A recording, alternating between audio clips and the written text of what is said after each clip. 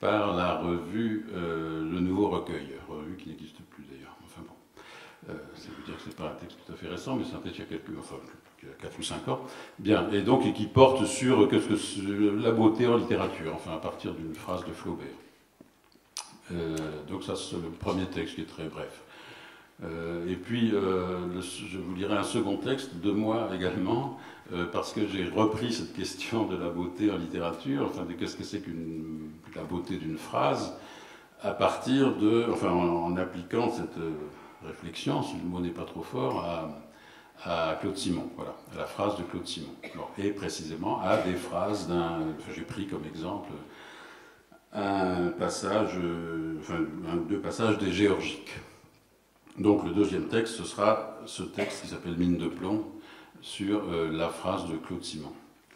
Je précise que ces deux textes, d'ailleurs, peut-être paraîtront prochainement aux éditions Verdier, ça n'est pas impossible, c'est même assez probable, enfin, nous verrons. Avec d'autres, hein, bien sûr. Voilà, et donc ça, ce sera la première partie, si je puis dire, c'est-à-dire des textes de moi qui, en fin de compte, parlent de Claude Simon. Et la deuxième partie, la plus importante, ce sera donc, je lirai des textes des Géorgiques, voilà, textes que j'aurais pris en exemple dans la première partie. Vous voilà prévenu, j'espère que j'ai été clair. Bon, tout ça devrait faire à peu près 1 heure.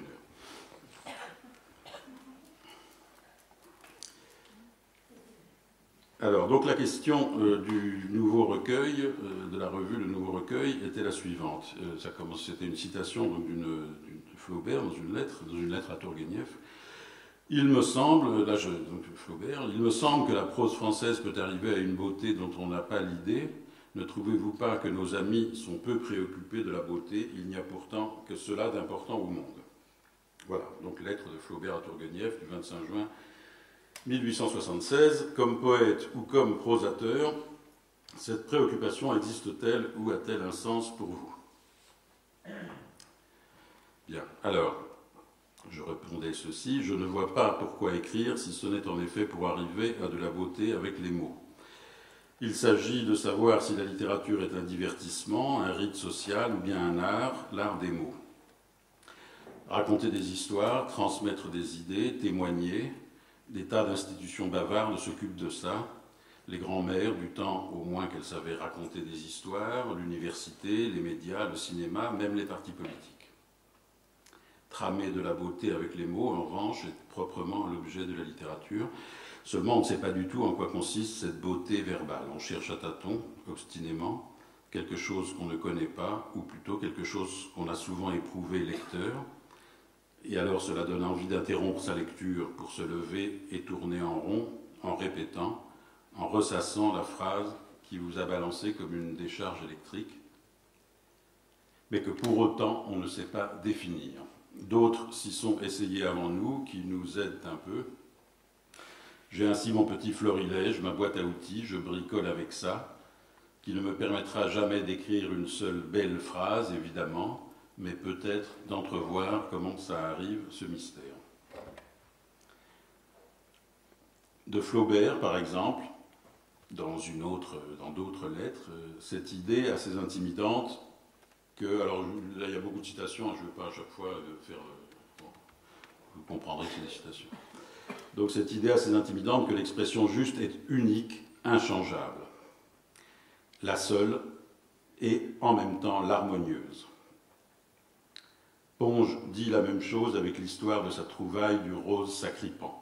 Pour dire la couleur d'une colline d'Algérie, dit-il, il y a des mots qui sont presque bien, rose cyclamène, rose polisson, mais qui ne sont pas ça. C'est dans méthode qui dit ça. Et ce qui est ça pour lui, c'est ça, rose sacripant. La beauté est aiguille dans la meule de foin des mots. De Flaubert toujours, dans une lettre à Louis Collet, il faut que les phrases s'agitent dans un livre comme les feuilles dans une forêt, toutes dissemblables en leur ressemblance. J'aime voir le livre comme une frondaison de phrases à travers quoi joue le vent. Je sens, je crois que quelque chose de la beauté d'un livre se laisse deviner dans l'image des phrases feuilles, libres et liées, trémulantes, bruissantes. Chêne fatidique de Dodone, forêt de Bernam, la beauté est forêt. Cela n'est pas sans rapport, me semble-t-il, avec cette idée qu'on rencontre aussi bien chez Proust que chez Céline ou Barthes, mais pas chez Baudelaire, que la beauté naît d'un déplacement. C'est un gag. Donc, ça n'est pas sans rapport avec cette idée, merci. Avec cette idée que la beauté naît d'un déplacement, une phrase sortie des gonds, une trouvaille stylistique, l'imparfait de Flaubert qui jette sur les choses une lumière insolite comme une lampe qu'on a déplacée, dit Proust, ou encore l'aberration d'un usage courant. Et ça, là je cite Barthes, la beauté, je viens de citer Barthes, l'aberration d'un usage courant. La beauté est une personne déplacée, ça c'est moi. En fin de compte, je le confesse, mon art poétique est assez animiste. Ce que j'admire et recherche dans les mots, c'est une puissance d'évocation, une force presque matérielle. L'expression juste, c'est celle qui fait voir et toucher les choses, c'est ça, là. Un poète, dit à peu près Valéry, ne doit pas dire qu'il pleut, il doit faire de la pluie. Dire qu'il pleut, c'est affaire de journalistes. La plupart des romanciers y bornent leur ambition. Faire de la pluie, c'est ça la beauté. Dieu, du temps qu'il n'était pas mort, les choses lui sortaient de la bouche. Mort ou pas, les écrivains le jalousent. Et pourtant, si on avait ses pouvoirs, ou ceux des filles des comtes de Perrault, des lèvres de qui jaillissent roses, perles et diamants, ou bien crapauds et vipères, il n'y aurait pas de littérature. C'est parce que du monde des choses à celui des mots rien ne passe, comme le dit Ponge, qu'il faut chercher une réalité dans le monde des textes, comme il le dit encore. Une phrase belle, c'est une phrase, en ce sens-là, réelle. Alors, d'une réalité à l'autre, comme d'un nuage d'orage à la terre, jaillit une déflagration d'images. Et là, c'est Proust qui dit ça. Une des phrases les plus justes jamais écrites, selon moi, sur la beauté des mots, c'est pour moi celle-ci d'Henry Miller, à propos d'un roman de Blaise Cendrars, Moravagine. Il disait ceci: « J'eus l'impression de lire un texte phosphorescent au travers de verres fumés. » Belle et juste, inchangeable, parce qu'elle dit l'éclair dont sont chargés les mots, la beauté est un arc électrique. Nous voilà bien avancés, moins hasardeux, certes, de chercher de l'or. Et j'avais fait une note que j'avais ajoutée à ce bref article. Je vous lis la note. Je me relis, bien scolaire, je le crains, tendant des courtines de citations pour se cacher derrière.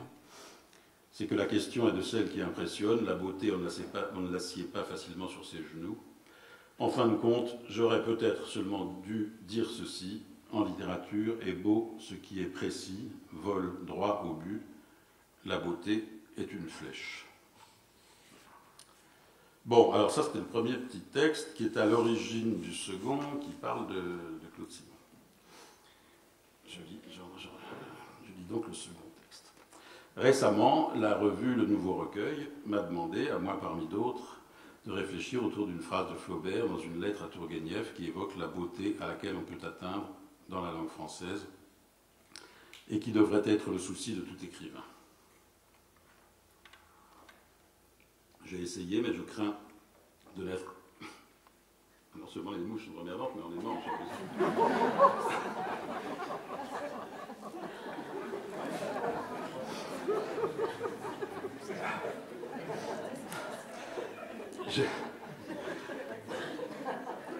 J'ai essayé, mais je crains de n'être pas parvenu à dire grand-chose de pertinent sur la beauté des mots de la phrase. Cet hommage à Claude Simon, à quoi on m'invitait et que je refais devant vous, me sera l'occasion d'y revenir et sans doute d'y échouer de rechef. Je voudrais tenter de dire modestement, laborieusement, en quoi la phrase de Claude Simon est belle, car il y a peu de phrases dans la littérature française moderne qui fassent aussi profonde impression de beauté. Je dirais même, bien que le mot soit passé de mode, mais Claude Simon est heureusement passé de mode, outrepassant de très loin toute mode, dans un espace et un temps où se trouvent aussi Tacite et Shakespeare. Donc, impression non seulement de beauté, mais de grandeur. Je le ferai en me souvenant d'une lecture publique que j'ai faite il y a quelques années maintenant, d'un passage de Géorgique, le début de la partie 2. Je me souviens avoir été littéralement transporté, enthousiasmé, Je prends ce mot au sens fort, grec, de possession par un dieu. Je me souviens avoir trouvé qu'en dépit des apparences, ce n'était pas difficile de lire Claude Simon, qu'il y avait dans sa phrase quelque chose, une puissance, une précision, un rythme, qui demandait à éclater en son, à être proféré, qu'il suffisait en quelque sorte de se plier à cette impérieuse injonction, de se laisser emporter par la force des mots. Un peu d'alcool contribuait peut-être à cette découverte. Il était très tard, c'était la nuit blanche dans la librairie Les Cahiers de Colette. Dont Colette est ici, j'espère, à Paris, voilà. Donc tu t'en souviens. Donc c'était la nuit blanche dans Les Cahiers de Colette. Néanmoins, des relectures parfaitement sobres ne m'ont pas fait changer d'avis. L'alcool n'a pas là-dedans plus d'importance que les feuilles de laurier mâchées par la pitié.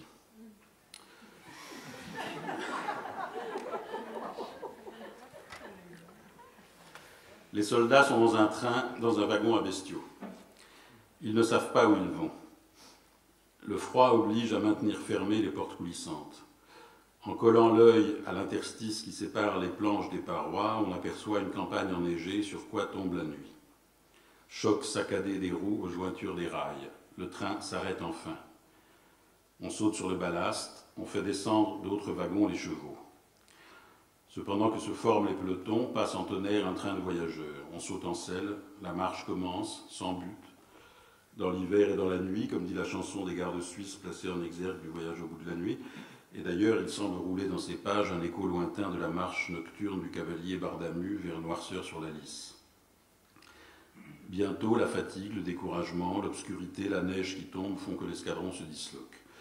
Voilà ce que peigne, ce que dessine plutôt à la mine de plomb les pages du début de la section 2 des Géorgiques. Je n'emploie pas par hasard, bien sûr, cette expression de dessin à la mine de plomb. C'est celle qu'utilise Claude Simon pour suggérer la netteté minutieuse de la vision. Alors là, je cite, « Ils perçoivent cela d'un coup, et pourtant de façon détaillée, ou plutôt dénudée, fouillée, comme un de ces dessins minutieux et précis à la mine de plomb. » Fin de citation. Cela, le ciel et la ligne fuyante des rails, le train, la plaine enneigée hachurée de bocteaux, les trémies rouillées d'une ancienne sablière, peut-être, un fossé d'eau stagnante, des fourrés de ronces, et pas seulement les ronces, mais des paquets de neige molle accrochés dans leurs enchevêtrements, pas seulement le fossé, mais les minces triangles de glace comme du verre dépoli, sales et grisâtres à la surface de l'eau noire, pas seulement les trémies rouillées, mais la peinture boursouflée, effritée, formant comme une cicatrice rougeâtre sur le pourtour des plaques de rouille. De cette acuité extrême du regard qui distingue tout et n'exclut rien, de cette précision scrupuleuse, fourmillante du trait, vient une partie du prodigieux effet de réel de l'écriture de Claude Simon. Rien de moins intellectuel, entre guillemets, ou plutôt formulation adverbiale éminemment simonienne dénotant l'effort constant pour cerner, serrer le réel d'aussi près que le permettent les mots, donc ou plutôt rien de moins abstrait, rien de plus matériel, de plus adepte du parti pris des choses. C'est le sens, bien sûr, et là je reprends des remarques faites par Lucien d'Allenbach, c'est le sens donc de sa défense de Dürer contre Eliphore dans la bataille de Pharsale. Tout est au même plan dans la nature. Voilà ce qu'Eliphore reproche à l'artiste allemand. Phrase qui me fait penser au vers de Whitman, « I believe a leaf of grass is no less than the journey work of the stars. » Je crois qu'une feuille d'herbe ne vaut pas moins que le travail errant des étoiles.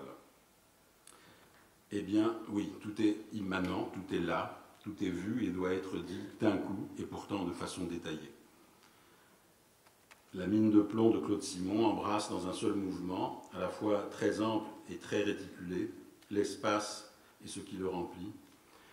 Elle joue vertigineusement du panoramique et du zoom, elle montre la forêt, sa masse, sa rumeur et la fine articulation de la feuille sur sa tige, l'armée en déroute et le poil luisant de sueur sur la croupe d'un cheval.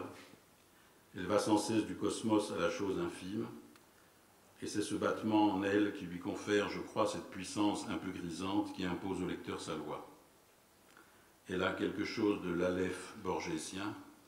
L'espace cosmique était là, sans diminution de volume. Ce que voient les cavaliers qui s'ébranlent, des pavillons ouvriers, quelques fenêtres allumées, des jardinets, des choux aux feuilles brûlées par le gel, flasques sous leur chapeau de neige et même pas assez de neige pour tout recouvrir, pour cacher les tiges annelées et pourries, les sommets des sillons, la terre noirâtre. Un fourbi de pauvres choses éparses et en même temps la plaine blanche ou plutôt gris-blanc, la mince ligne faiblement lumineuse où se joignent et se confondent presque à l'horizon les étendues désertes de la plaine et du ciel. Le froid est une chose pour ainsi dire cosmique, une matière vitreuse serrée comme par une presse au-dessus des forêts, des collines, des rares fermes éparses dans la campagne blanche, mais qui, s'insinuant dans les narines, la bouche, les poumons, finit par envahir le corps. Citation, selon les lacis compliqués des bronches, des bronchioles, des vaisseaux, se divisant, se ramifiant, poussant des radicelles épineuses dans chacun des membres, des doigts, des orteils. Fin de citation. Et ce mouvement, qui va du cosmos jusque dans les plus intimes canaux du corps, le mouvement du froid, est une métaphore du mouvement qu'accomplit la phrase de Claude Simon. Je la comparerai volontiers aussi à la progression d'une marée montante. Chacun a vu cela aller sur le sable, immense et délicat, irrésistible et pointilleux, avançant selon un front, ployant de côté et d'autre des filets d'eau rapides, investissant, cernant, noyant inexorablement chaque petite éminence. Et cette phrase, pour ainsi dire fractale, est capable de dire non seulement le fourmillement de ce qui s'offre. Pardon. Non, je ne vais pas faire un gag à chaque fois. Même j'ai soif. Donc, et cette phrase, pour ainsi dire fractale, est capable de dire non seulement le fourmillement de ce qui s'offre simultanément au regard, mais aussi la succession, la trajectoire selon laquelle le temps déploie le donné. Non seulement l'instantané, mais aussi le mouvement, l'apparition et la disparition. Plasticité admirable de la matière verbale, photographique et cinématographique à la fois. Descendus sur le ballast, dans le crépuscule, les cavaliers voient passer un express de voyageurs, comme une image d'un monde qu'ils ont quitté.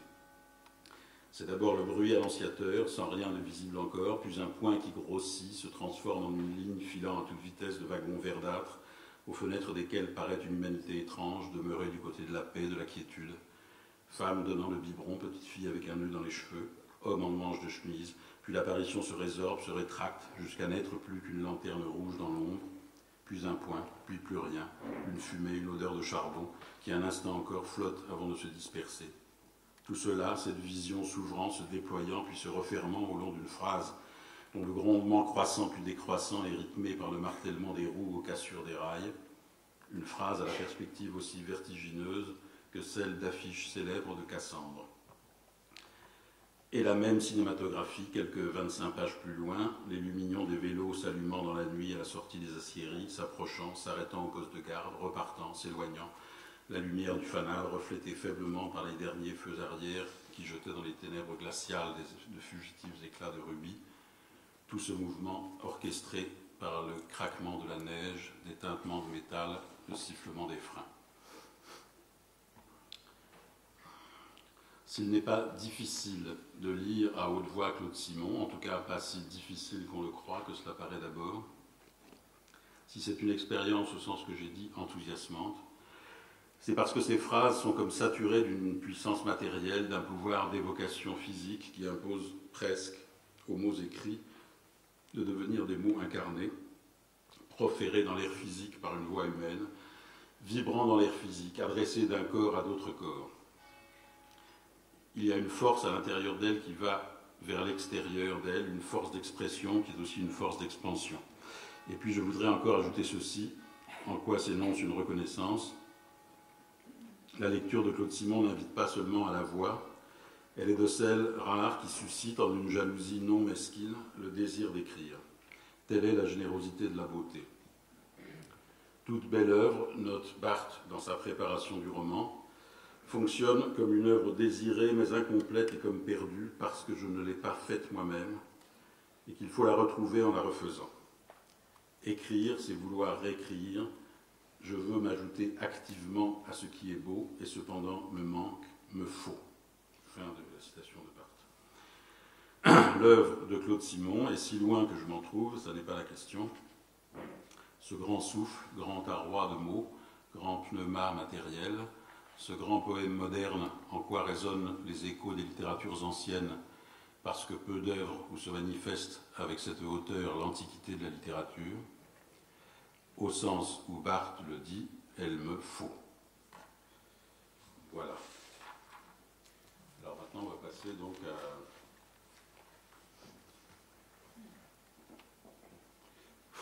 la lecture géorgique.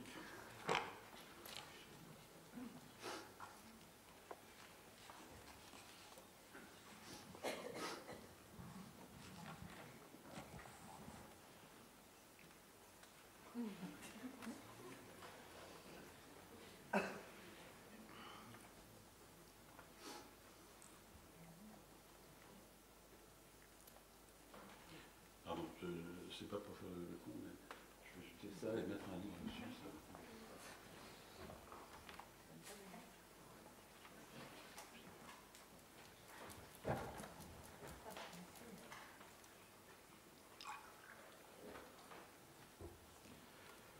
Voilà, Chateaubriand, ça servira à quelque chose. Il fait tellement froid. Alors bon, je vais lire deux textes, enfin, quelques petites coupures dedans, mais légères.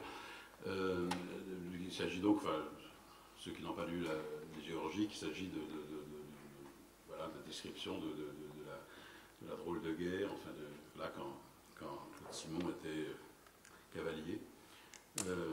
Donc, il s'agit d'un premier texte, d'une marche de nuit dans la neige. Et le second texte, c'est une corvée dans les bois. Tout ça avec la figure du froid, la figure obsédante du froid. Il fait tellement froid que le vin gèle dans les bidons.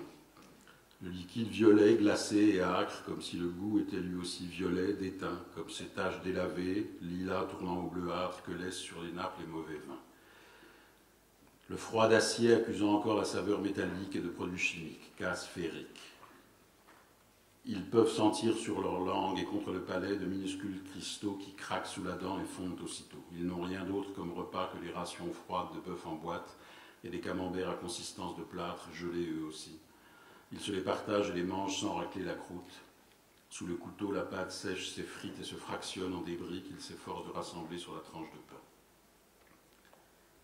À cause du froid, ils ont complètement tiré les portes coulissantes du wagon. En collant l'œil aux minces fentes verticales qu'elles laissent encore subsister, on peut voir défiler lentement la campagne monotone et déserte sous la neige.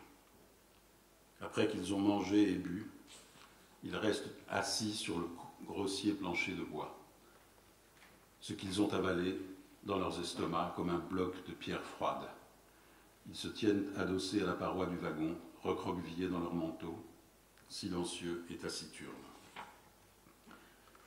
La nuit commence à tomber lorsque le train s'arrête pour de bon, c'est-à-dire quand, à l'extérieur, ils entendent rouler les cailloux du remblai sous les pas et les cris des sous-officiers. Ils comprennent alors qu'ils sont arrivés, silencieux, tout en regardant le monde mort qu'encadre le carré de la porte maintenant grande ouverte. Ils se rééquipent avec des gestes de somnambule. Les membres gourds, le saut maladroit et lourd sur le ballast, le choc brutal qui se répercute douloureusement depuis les talons jusque dans la boîte crânienne, le froid différent de celui qui régnait dans le wagon, l'odeur piquetante d'ozone qui se dégage de la neige, etc. Ils se trouvent soudain comme mal réveillés, quoiqu'aucun n'ait dormi, mais déjà amoindris et rendus vulnérables par les heures d'inaction forcée. L'engourdissement du froid, la nourriture froide et indigeste, et pour ainsi dire expulsés, arrachés de leurs abris, des wagons à bestiaux parcourus de courants d'air, mais constituant tout de même un espace clos, brutalement jetés, déposés comme à la surface d'une planète morte, dépeuplée et glacée. La longue ligne droite des voies parallèles qui, en avant et en arrière du train, semble s'étirer à l'infini sur la plaine enneigée, seulement parsemée çà et là des taches mauves de maigres bocteaux, et même pas des bocteaux, ces vagues rassemblements de buissons autour de quelques arbres, le ciel de neige plombé qu'assombrit encore le crépuscule, le silence, le vide, le long train au wagon de bois d'un brun rose arrêté sur une voie de raccordement, les 3 ou 4 trémies rouillés, une usine, une sablière quelque part, leur peinture ocre écaillée, les plaques de rouille formant comme des archipels, la peinture pâlie se teintant de rouge, s'effritant sur leur pourtour déchiqueté. Le large fossé d'eau stagnante entre le remblai et le petit bois qui longe la voie, les minces triangles de glace comme du verre dépoli, sale et grisâtre à la surface de l'eau noire, opaque, immobile, quelque chose de croupi, de puant, figé par le froid, les fourrés de ronces brunâtres avec des paquets de neige molle accrochés dans leurs enchevêtrements. Ils perçoivent cela d'un coup, et pourtant de façon détaillée, ou plutôt dénudée, fouillée, comme un de ces dessins minutieux et précis à la mine de plomb, par la lumière crue et froide d'hiver qui, de même que l'immobilité et le silence succédant soudain aux longues heures de chaos et au grondement des roues sur les voies, accusent l'impression de désolation et d'abandon. À ce moment, tandis qu'ils se dirigent en trébuchant vers les wagons des chevaux, survient l'incident du train de voyageurs qui contribue sans nul doute à accroître encore leur désarroi. D'abord le bruit annonciateur, le lointain grondement, puis tout là-bas, au bout de la longue ligne droite, un point qui apparaît, grossit rapidement, puis tout va très vite. Le train, lancé à toute allure, filant sur la voie principale dans un tonnerre métallique de catastrophe, l'air violemment secoué, le sol qui tremble sous leurs pieds, les tourbillons de neige poudreuse qui s'élèvent dessous les bogies, et eux immobiles, regardant se succéder à la cadence rapide des chocs réguliers couplés aux cassures des rails, les longs wagons aux flancs verdâtres, avec leurs fenêtres garnies de visages curieux ou indifférents, pâles, fuligineux, rendus comme irréels à la fois par la vitesse à laquelle ils sont emportés, et par le fait qu'ils semblent, comme les poissons derrière les vitres d'un aquarium, appartenir à un monde étranger, aussi différent de celui où il se trouve que le feu et de l'eau. Une femme donne le biberon à un enfant, une petite fille avec un nœud de ruban dans les cheveux agite le bras, il y a même un homme en manche de chemise. Tout cela en quelques secondes, la proximité et la vitesse telles qu'il leur est impossible de lire sur les plaques accrochées à l'extérieur des wagons la provenance et la destination du rapide, puis déjà le dernier wagon, le bruit de tonnerre, de cataclysme coupé net, le grondement décroissant très vite, la lanterne rouge déjà allumée s'éloignant aussi très vite dans le crépuscule, puis même plus visible. L'arrière du train, comme une tache sombre rapetissant là-bas, sur la longue ligne droite, comme aspirée, sa cargaison de bébés au biberon, de petites filles avec des nœuds dans les cheveux et d'hommes en manches de chemise aspirée elle aussi, puis un point, puis plus rien. Le silence irrémédiable, définitif, la traînée de fumée noire laissée par la locomotive légèrement sur la gauche, suspendue encore un moment, se défaisant, s'affaissant, se dissolvant dans l'air immobile. La puanteur charbonneuse de la fumée se dissolvant aussi, diluée, absorbée dans l'odeur blanche et métallique du froid. Et alors ceci. Le gigantesque capitaine, son puissant visage couperosé, encore rosi par le froid, ou plutôt violacé, le menton coupé et relevé sous la lèvre inférieure par la jugulaire de son casque étroitement serré, remontant à grandes enjambées la colonne prête au départ, peloton après peloton, sans un regard pour les hommes ni les bêtes, la tête raide, portée légèrement en avant, les épaules remontées, les yeux obstinément fixés sur le sol à quelques mètres devant lui, les pans de son long manteau fouettant ses jambes de géant, couvrant et découvrant alternativement les leggings en forme de bulbe qui gainent ses énormes mollets, ses lourds éperons réglementaires tintant à chaque pas, l'adjudant-chef marchant un peu en arrière de lui et sur la gauche, les jeunes lieutenants ou sous-lieutenants aux ruineuses bottes de grands faiseurs, aux fins éperons chromés, quittant l'un après l'autre le groupe à la marche furieuse et aveugle, se plaçant chacun à la tête de son peloton. Puis, plutôt qu'un ordre, une rumeur, un remue-ménage, les bruits d'étriers, de métal et entrechoqués se propageant de proche en proche depuis la tête de la colonne, et tout le monde à cheval, l'escadron un moment encore immobile dans l'air immobile et glacé, les cavaliers maintenant en selle découvrant au-delà du bocteau quelques maisons d'une cité ouvrière.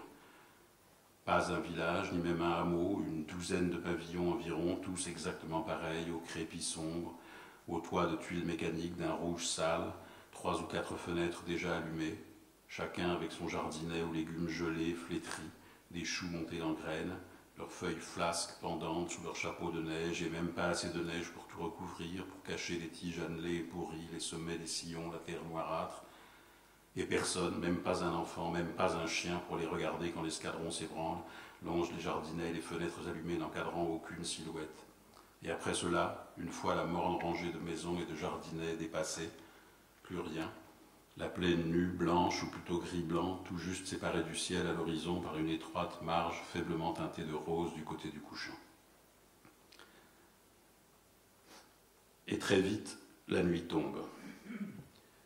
Ils avancent dans la faible lueur qui semble avoir été emmagasinée par la neige, et on n'y voit déjà plus qu'à quelques mètres, et tout ce qu'on peut distinguer de chaque côté de la route, ce sont les champs enneigés et plats, et même pas de fossés. C'est une route ou un chemin de campagne, et s'il y a des fossés, la neige s'y est entassée, de sorte que partout à droite et à gauche, c'est simplement plat et blanc, ou plutôt dans le crépuscule, plat et gris. Tout d'abord, tant qu'il reste un semblant de lumière, ils font quelques kilomètres au trot dans l'habituelle et silencieuse confusion de bruits, tintements d'acier, de morses et de filets mâchonnés, de fer qui parfois se cognent, les souffles des chevaux qui renâclent, le piétinement des sabots assourdis par la neige, les bustes s'élevant et s'abaissant mécaniquement sur les selles, et pas de chaleur à proprement parler, les mains glacées, les doigts glacés, les ongles comme des clous de glace, les pieds glacés dans les chaussures elles-mêmes comme des étaux de glace, mais le sang tout de même plus vite comme une animation, une rumeur à l'intérieur du corps, et puis on n'y voit vraiment plus du tout, et ils sont de nouveau au pas, et la glace commence à remonter à partir des pieds le long des jambes, puis ils ne sentent même plus leurs ongles, et heureusement, le capitaine fait arrêter l'escadron et mettre pied à terre. Ils repartent en marchant à côté de leurs chevaux. Ils marchent le buste légèrement penché en avant, les deux mains dans les poches de leur manteau, la bride du cheval simplement passée autour du bras droit. En tête, le capitaine s'avance seul à quelques mètres devant son ordonnance qui tient les brides à leurs deux chevaux. Il foule la neige à grandes enjambées, sans se retourner, la tête dans les épaules. Derrière lui, personne ne se retourne non plus, personne ne parle. Les respirations se font plus rapides. Le capitaine continue de marcher au rythme de ses pas de géant et la colonne derrière lui s'étire.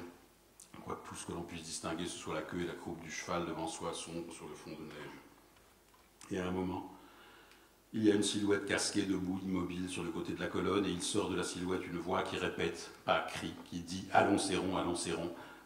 Et la silhouette et la voix disparaissent en arrière dans l'obscurité, et quelques cavaliers se mettent à courir, d'autres pas, continuant de marcher à la même allure, silencieux, n'articulant même pas entre leurs dents une protestation ou un juron, leur cheval trottinant à côté d'eux, les étriers vides, tressautant et cognant parfois contre le fourreau du sabre, tintant, mais pas longtemps, et l'homme et le cheval se remettent au pas.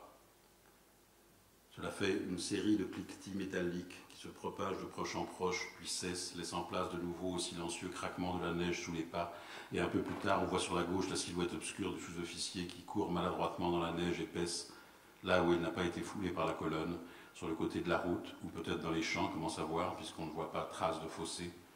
Le sous-officier levant haut les genoux, ses souliers s'enfonçant jusqu'à la cheville dans la neige qu'il soulève à chaque foulée et qui vole derrière ses jambes, et il n'avance pas beaucoup plus vite que les hommes au pas, mais à la fin tout de même il disparaît vers l'avant, et quelqu'un dit sans hausser la voix, simplement comme pour lui-même, « Regarde-moi ce con ». Voilà, ça c'était le premier texte. Le second est très peu de temps après.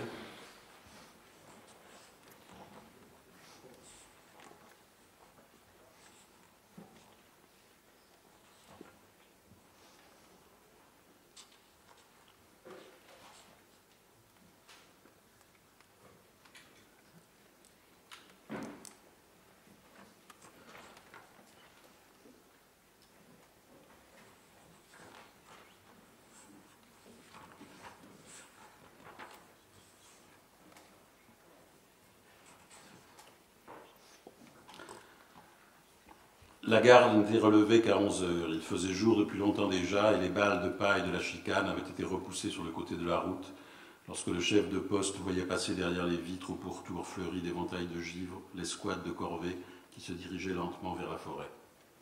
4 hommes, ou plutôt 4 tas informes aux bonnets de police rabattus sur les oreilles, les cols de leurs manteaux relevés, pelotonnés sur un chariot suivi par le brigadier à cheval coiffé, lui, non d'un bonnet de police mais du casque, le col de son manteau également relevé, à demi somnolent, les mains enfouies dans ses poches, les rênes passées autour de son avant-bras droit, se laissant conduire par sa monture, le buste oscillant d'avant en arrière au même rythme que l'encolure du cheval, projetant comme au bout d'une perche sa tête aux naseaux hérissés de menus glaçons, et presque collée comme si elle avait été reliée par une invisible attache aux prolonges du chariot.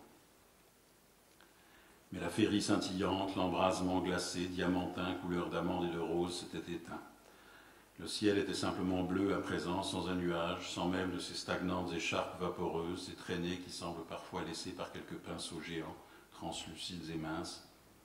sans le moindre écran contre le froid sidéral et céruléen qui se précipitait compact du fond des espaces interstellaires, pesait de toute son impondérable masse sur les collines et les vergers enneigés, jusqu'à la lisière mauve de la forêt.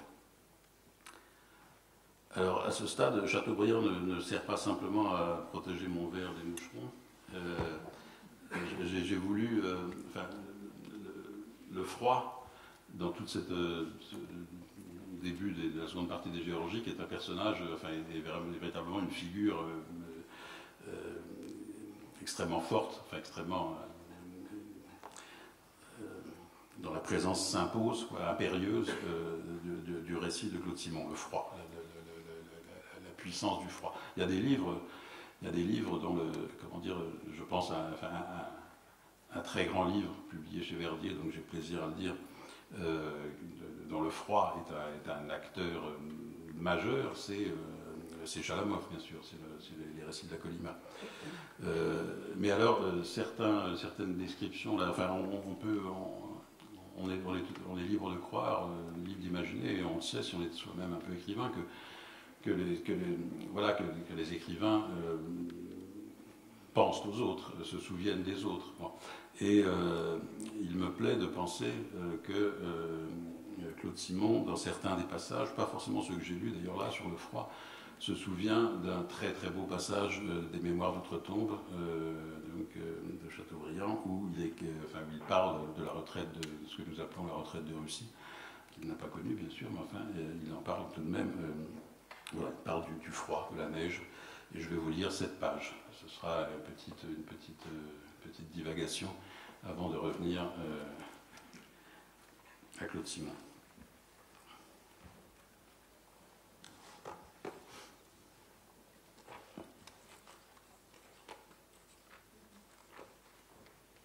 C'est très, évidemment, c'est un exercice agréable aux grands lecteurs, à ceux qui lisent beaucoup, disons, ne soyons pas emphatiques, que de retrouver les traces dans un livre de la lecture probable d'un autre livre. Par exemple, il est assez facile de retrouver dans Guerre et Paix, dans La Guerre et la Paix, dans Tolstoï, des traces de la lecture des Mémoires d'outre-tombe, et précisément sur 1812, sur la prise de Moscou, etc., l'incendie de Moscou, etc.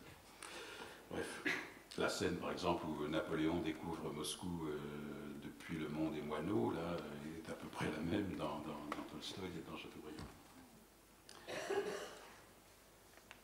Donc je vous lis cette page du livre 21e des Mémoires d'outre-tombe sur le froid. Le 6 novembre 1812, le thermomètre descendit à 18 degrés au-dessous de zéro. Tout disparaît sous la blancheur universelle.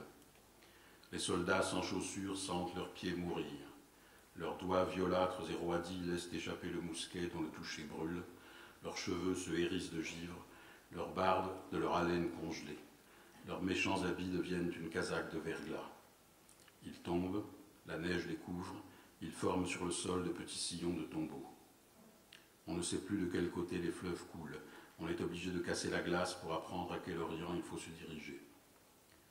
Égarés dans l'étendue, les divers corps font des feux de bataillon pour se rappeler et se reconnaître, de même que des vaisseaux en péril tirent le canon de détresse.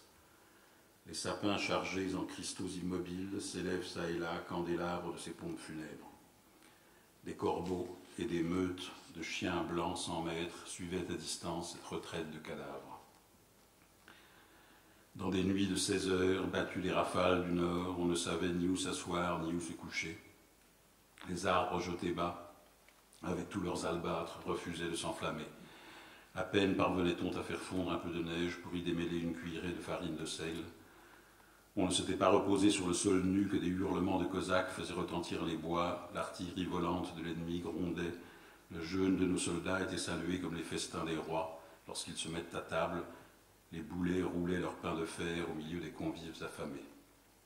À l'aube, que ne suivait point l'aurore, on entendait le battement d'un tambour drapé de frimas ou le son enroué d'une trompette. Rien n'était triste comme cette Diane lugubre, appelant sous les armes des guerriers qu'elle ne réveillait plus. Le jour grandissant éclairait des cercles de fantassins roidis et morts autour des bûchers expirés.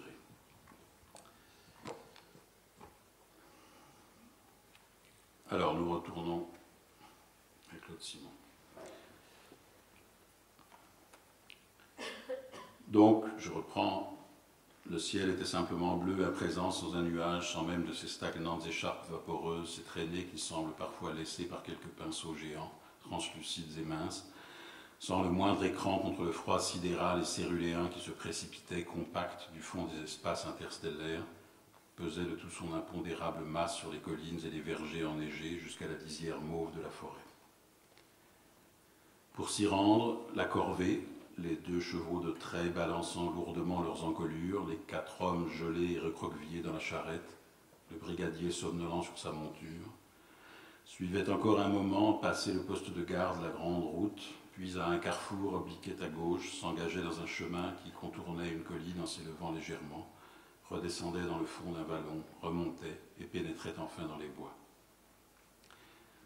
Il n'y avait pas de vent non plus, comme si le froid avait gelé ou plutôt solidifié sur place l'air lui-même, comme si par quelque opération chimique les particules invisibles qui le composaient s'étaient prises toutes ensemble en un bloc transparent, lumineux, où s'élevait verticale, rapide d'abord, puis tournoyant, s'enroulant sur elle-même, la fumée non pas du feu mais du brasier où s'élançaient dans un bruit de craquement les flammes sauvages jaillies tout d'abord de quelques brindilles, de quelques branches mortes amassées, puis nourries, alimentées d'arbres entiers, de jeunes bouleaux, de hêtres gros comme le bras, empilés, amoncelés, leurs rameaux entrecroisés en un bûcher géant, comme s'ils, les hommes de corvée, se vengeaient comme un défi, comme s'ils voulaient compenser par une sorte d'autodafé dément ce qu'avait de démentiel le froid lui-même, projeté comme hors de l'histoire ou livré à quelque chose qui se situait au-delà de toute mesure, de même que la colonne carminée du thermomètre s'était depuis longtemps rétractée au-dessous de la plus basse graduation, -15, conçue pour des époques, des mœurs, un mode de vie, sinon civilisé, du moins étalonnable. L'état, temps, espace, froid, où devait être le monde à l'époque des cavernes, des mammouths, des bisons et autres bêtes gigantesques, chassées par des hommes gigantesques, pour prendre leur fourrure, boire leur sang chaud au sein de gigantesques et inépuisables forêts.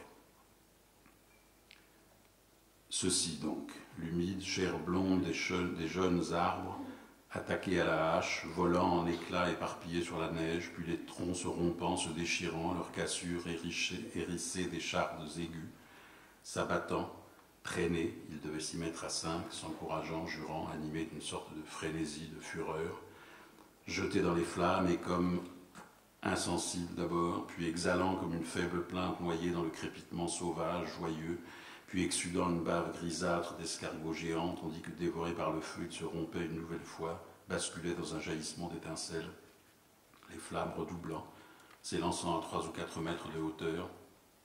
À présent, les hommes de la corvée, ne pouvaient même plus se tenir à côté du bûcher, étaient forcés de s'éloigner, reculant précipitamment chaque fois qu'ils traînaient jusqu'à lui un nouvel arbre, l'empoignaient tous ensemble et l'y jetaient à la diable.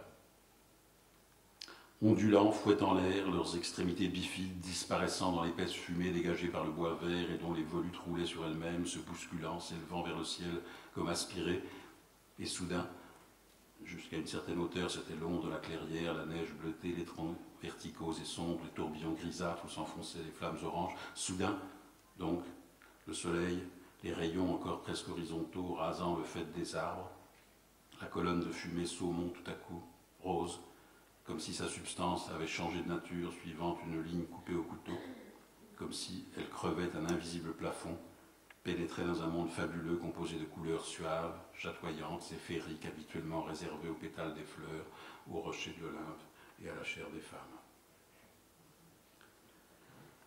De sorte que, plantés là, leurs visages en feu, le dos et les épaules gelés, tendant leurs mains dégantées vers le brasier, ils ne l'entendaient pas venir, sursautaient au juron poussé par l'un d'eux, se retournaient, coupables, se raidissant, portant la main à leur tempe, tandis qu'il surgissait d'une cendre forestière, passait lentement, son buste mince à la fois rigide et souple sur son alezane à la longue crinière, aux jambes délicates, aux fins sabots, qui se posait sans bruit dans la neige, avec sa longue encolure musclée, ses fines attaches, sa tête aiguë, effilée, son corps d'un dessin si délié qu'auprès de leurs solides chevaux d'armes, les endurants demi-s'entarbaient, elle semblait presque maladive, irréelle. Elle, sa blondeur dorée, son étroit poitrail, ses muscles souples comme huilés, lubrifiés sous la robe couleur de bronze. C'était un très vieux général, du moins il leur paraissait tel, lui aussi, comme l'élégante Alzane, sans un atome de graisse, sec, sinon même desséché, avec ses joues glabres et parcheminées, cartonneuses, aurait-on dit. Comme s'il avait été extrait pour la circonstance, la guerre, intact, ivoirin et momifié de quelques tombeaux pharaoniques, ou conservé peut-être dans le froid. Il y semblait insensible, ne portait qu'un léger manteau de ratine, une longue veste plutôt, fendue par derrière, comme il eût mis pour une promenade au bois le matin, croisant dans l'allée des acacias les élégantes en calèche et en victoria, les vieilles cocottes contemporaines de sa jeunesse, car pour eux, il devait au moins dater de cette époque, c'est-à-dire celle qui avait précédé non cette guerre mais l'autre, puisqu'il semblait maintenant un fait acquis que l'histoire dut être divisée non en siècles, mais en courte période d'une vingtaine d'années, le temps pour des couturiers au faste babylonien de fourrer les femmes dans des tuyaux de lamé, leur farder les yeux de verre, suspendre dans leur salon des tableaux cubistes, puis faire vendre le tout aux enchères avant saisie arrêt, après quoi l'état des choses normales, la guerre, pouvait reprendre, et les vieux généraux mis en concert dans les frigidaires réapparaître intacts, aptes de nouveau au service, c'est-à-dire à exercer le droit de vie et de mort si nécessaire sur eux-mêmes. Celui-là devait se tirer une balle dans la tête. Auquel prix, pendant les mois d'inaction forcée, il leur était alloué quelque anglo-arabe et pédigré pour qu'ils puissent se livrer non à des inspections, mais aux quelques heures d'exercice quotidien et d'aération sans doute indispensables aux momies. Mais il s'alarmait bien à tort, il ne leur jetait même pas un coup d'œil, passait comme perdu dans sa solitude de général, débattant peut-être en lui-même non la disposition de la future ligne de bataille, de fortins pour lesquels les hommes de corvée, étaient supposés débiter et transporter des rondins, mais seulement de la meilleure manière de diriger vers sa tempe le canon d'un pistolet de façon à se faire convenablement sauter la cervelle sans courir le risque de rester aveugle et en vie. Et peut-être, puisqu'apparemment le froid l'avait d'une guerre à l'autre conservé en si bon état, alors que les couturiers se ruinaient, que les banquiers se jetaient par les fenêtres, que les mannequins se fanaient, que les marchands de tableaux passaient par d'angoissantes incertitudes, que les peintres surréalistes vendaient leurs œuvres aux milliardaires et que les milliardaires échangeaient à la bourse des populations de chômeurs.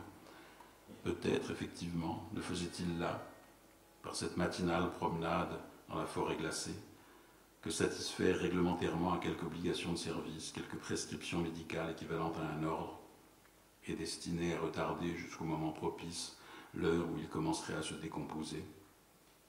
Et somme toute, ils, les médecins, ne s'étaient pas tellement fourvoyés en diagnostiquant qu'il ne survivrait pas au premier beau jour.